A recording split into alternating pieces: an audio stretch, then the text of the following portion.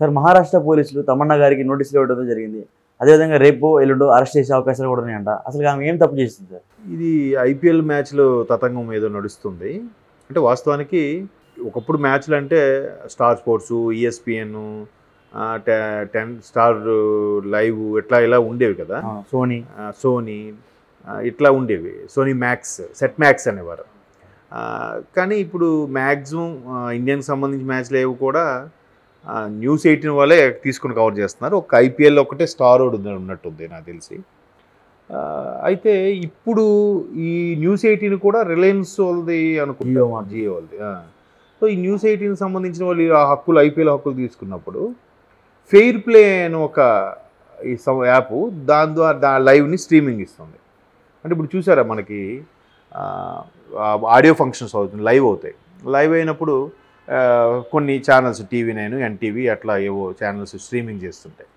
అలా అవి చేసినా కూడా దాన్ని మళ్ళీ కొంతమంది దాన్ని ఏమైనా MCR వాళ్ళు అంటారు, మాస్టర్ కంట్రోల్ ప్యానల్ వాళ్ళు ఏం చేసి కొద్ది శాటిలైట్ వెళ్తున్న వేస్ పాస్ అవుతున్న డ్రాగ్ చేసి వాళ్ళు ఏదో సెట్టింగ్ మన హైక్ చేసే టైప్లో సిగ్నల్స్ హ్యాక్ చేశారు, హ్యాకింగ్ టైప్లో అలా చేసి వీలేస్తారు. అందుకే వాళ్ళు తెలుగుగా ఏం చేస్తారంటే వాటర్ బగ్గేస్తారు, ఎక్స్క్లూజివ్లీ సమ్ ఛానల్ పేరు ఎక్స్క్లూజివ్ అని చెప్పేస్తారు.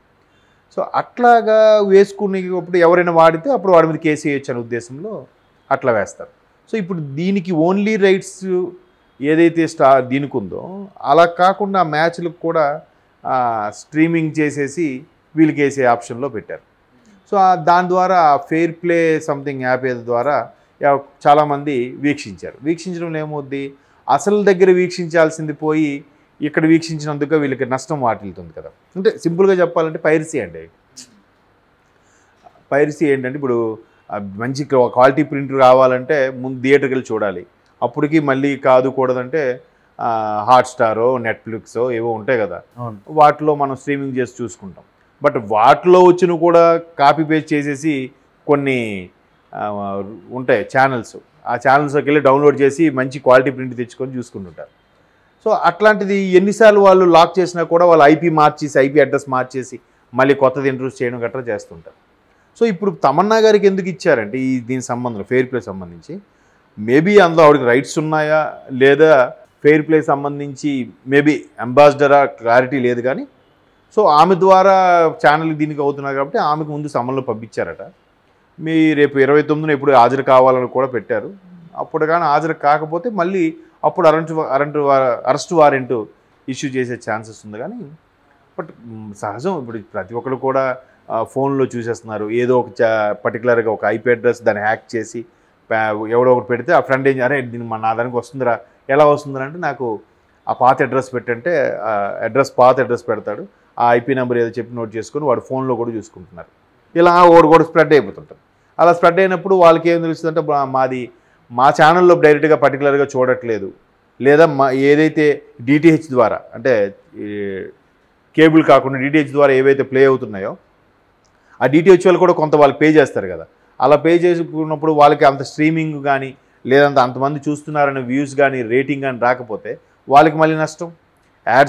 వాళ్ళకి యాడ్స్ రెవెన్యూ జనరేట్ అవ్వదు ఎవరు, వాళ్ళు కూడా ఇవన్నీ ప్రాబ్లమ్స్ అవుతాయి. కాబట్టి అల్టిమేట్గా ఎవరైతే దాని రైట్స్ డిజిటల్ రైట్స్ కొనుక్కొని ఉంటారో వాళ్ళకి నష్టం వాటిల్లే అవకాశం ఉంటుంది. కాబట్టి వాళ్ళు కేసు వేస్తారు. అది ఆవిడ చేశారా, ఆవిడ అలా పనిచేయడం వల్ల ఆ సంస్థకి ఆవిడ బ్రాండ్ అంబాసిడర్గా చేయడం వల్ల ఆవిడ మీద కేసు వేశారా, లేదంటే అందులో షేర్లు ఉన్నాయనేది నాకు అవగాహన లేదు. బట్ మొత్తానికి ఆ ఫెయిర్ ప్లే సంబంధించి తమన్నా గారు బ్రాండ్ అంబాసిడర్గాను యాడ్స్ సంబంధించి రావడంలో సో ఈవిడ ఎంతమందికి లింక్ అప్లై చేశారు కాబట్టి వాళ్ళందరూ దాంట్లో చూసుకున్నారు. అసలు వాళ్ళకి నష్టం వాటిల్లే అవకాశం ఉంది. కాబట్టి ఇప్పుడు అంతా మరి మార్కెటింగు రెవెన్యూ అంతా కూడా యాడ్స్ మెయిన్ కదండి. తర్వాత ఏ థియేటర్లు ఏ సిటీలో అయితే ఆ సిటీకి సంబంధించిన టికెట్స్ సేల్ అయితే కొంత అక్కడ ఉండే క్రికెట్ క్లబ్కి, కొంత BCCIకి వెళ్తుంది. సో మిగతావన్నీ కూడా త్రూ ఆ టీవీలో చూస్తారు కాబట్టి టీవీ అంతా కూడా యాడ్స్ ఇన్కమ్ కదా, ఆ రెవెన్యూ కదా మెయిన్. సో అందుకు వీళ్ళు బాగా కొన్ని కోట్లలో నష్టం వచ్చింది అన్నట్టుగా పోలీసులకి ఫిర్యాదు చేయడం, పోలీసులు తమన్నా గారి మీద యాక్షన్ తీసుకునేలాగా రేపు 28, 29 రమ్మని అన్నట్టు గుర్తు, 29 అనుకుంటా. అప్పుడు కూడా వెళ్ళకపోతే ఇంకో వాయిదా ఇది చెప్తారు. ఈసారి అరెస్ట్ వారెంట్ ఇష్యూ చేస్తారు కానీ డైరెక్ట్గా అరెస్ట్ చేస్తారని అయితే అనుకోవట్లేదు అది. సో అందుకని ఇలాంటి అంశాలు వస్తాయి. మేబీ ఈవిడ షేర్ హోల్డర్ కూడా అయ్యుండొచ్చేమో. ఇప్పుడు ఐపీఎల్ మ్యాచ్లు కొనుక్కున్నట్టుగానే ఇవాళ రేపు సెలబ్రిటీలు అందరూ కూడా ఏదో బిజినెస్ పెట్టుకుంటున్నారు. హోటల్ బిజినెస్ అని, లేదా యాప్స్ సంబంధించిందని, లేదా సాఫ్ట్వేర్ రంగంలో పెట్టుబడులు పెట్టడం, ఇలా రకరకాలుగా చేస్తున్నారు. సో అలా చేసినప్పుడు ఏంటంటే వాళ్ళకి ఏమాత్రం ఇల్లు ఇది ఉన్నా అందులో ఫస్ట్ ఎవరున్నారు, సెలబ్రిటీ ఎవరున్నారు, వాళ్ళని ముందు పట్టుకొని లాక్ చేసేలాగా ప్లాన్ చేస్తారు. వాళ్ళని పట్టుకుంటే మిగతా తీగలాగితే డొంకంతా కదులుతుంది కదా అనే ఉద్దేశంలో లాగుతారు. చూద్దాం మరి ఇది ఒక రకంగా సైబర్ క్రైమ్లోకి వస్తుందా, లేదంటే ఈ హ్యాకింగ్ వల్ల అలాంటి దానికి సపరేట్ చట్టంగా ఉంటే కనుక దాని పరిధిలోకి వస్తుందా అనేది చూడాలి. మొత్తమే తమన్నా గారు హాజరవ్వమని టైంకి అవుతారో లేదో కూడా చెప్పలేం. ఎందుకంటే నా ప్రమేయం లేదని ఆవిడ అన్నాను అనుకోండి, ఒకవేళ నా కింద స్థాయి ఎవడ హ్యాక్ చేసినా, ఒకవేళ ఆవిడ పార్ట్నర్ అనుకుందాం కాసేపు, కింద స్థాయి ఎవడ హ్యాక్ చేసినా కూడా నాకు తెలియదు ఆ ఎంప్లాయ్ ఎందుకు చేశాడో నేనేం చెప్పలేదు వాళ్ళకి అని అంటారు. దీనికైనా అఫీషియల్ మెయిల్ అఫీషియల్గా ఫోన్ చేసి చెప్తేనే కదా ఉంటుంది. సో అట్లా కూడా అవుతుంది. బట్ ఐపీఎల్ది ఇలాగా స్ట్రీమింగ్ చేసేయడం అనేది అందరూ టీవీల కింద కూర్చొని చూస్తారు కాబట్టి అలా చూడని వాళ్ళు ఎవరైతే జర్నీలో ఉన్నారో మిగతా వాళ్ళందరూ కూడా హాస్టల్లో గట్రా ఉన్న వాళ్ళు ఫోన్లో చూసుకుంటుంటారు. అటువంటి వాళ్ళు ఎలాగూ చూడలేరు కాబట్టి వాళ్ళ సౌలభ్యం కోసం కల్పించారేమో వీళ్ళు కూడా, ఈ ఫెయిర్ ప్లే వాళ్ళు.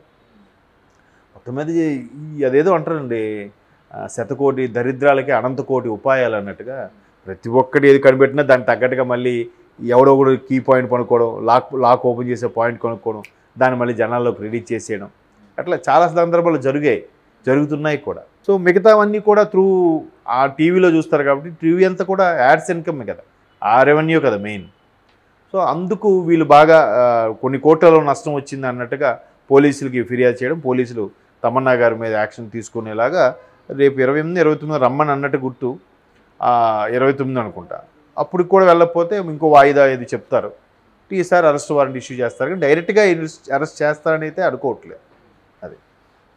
సో అందుకని ఇలాంటి అంశాలు వస్తాయి. మేబీ ఈవిడ షేర్ హోల్డర్ కూడా అయ్యుండొచ్చేమో.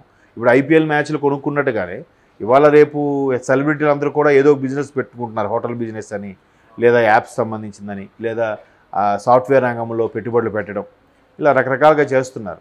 సో అలా చేసినప్పుడు ఏంటంటే వాళ్ళకి ఏమాత్రం ఇల్లు ఇది ఉన్నా అందులో ఫస్ట్ ఎవరున్నారు, సెలబ్రిటీ ఎవరున్నారు, వాళ్ళని ముందు పట్టుకొని లాక్ చేసేలాగా ప్లాన్ చేస్తారు. వాళ్ళని పట్టుకుంటే మిగతా తీగలాగితే డొంకంతా కదులుతుంది కదా అనే ఉద్దేశంలో లాగుతారు. చూద్దాం మరి ఇది ఒక రకంగా సైబర్ క్రైమ్లోకి వస్తుందా, లేదంటే ఈ హ్యాకింగ్ వల్ల అలాంటి దానికి సపరేట్ చట్టంగా ఉంటే కనుక దాని పరిధిలోకి వస్తుందా అనేది చూడాలి. మొత్తమే తమన్నా గారు హాజరవ్వమని టైంకి అవుతారో లేదో కూడా చెప్పలేం.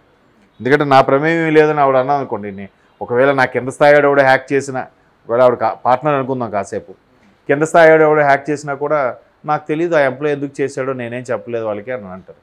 దీనికైనా అఫీషియల్ మెయిల్ అఫీషియల్గా ఫోన్ చేసి చెప్తేనే కదా ఉంటుంది. సో అట్లా కూడా అవుతుంది. బట్ ఐపీఎల్ది ఇలాగా స్ట్రీమింగ్ చేసేయడం అనేది అందరూ టీవీల కింద కూర్చొని చూస్తారు కాబట్టి అలా చూడని వాళ్ళు ఎవరైతే జర్నీలో ఉన్నారో మిగతా వాళ్ళందరూ కూడా హాస్టల్లో గట్రా ఉన్న వాళ్ళు ఫోన్లో చూసుకుంటుంటారు. అటువంటి వాళ్ళు ఎలాగూ చూడలేరు కాబట్టి వాళ్ళ సౌలభ్యం కోసం కల్పించారేమో వీళ్ళు కూడా, ఈ ఫెయిర్ ప్లే వాళ్ళు. మొత్తం మీద అదేదో అంటారండి, శతకోటి దరిద్రాలకి అనంతకోటి ఉపాయాలు అన్నట్టుగా ప్రతి ఒక్కటి ఏది కనిపెట్టినా దానికి తగ్గట్టుగా మళ్ళీ ఎవడో కూడా కీ పాయింట్ కొనుక్కోవడం, లాక్ ఓపెన్ చేసే పాయింట్ కొనుక్కోవడం, దాన్ని మళ్ళీ జనాల్లోకి రిలీజ్ చేసేయడం, అట్లా చాలా సందర్భాలు జరుగుతున్నాయి కూడా.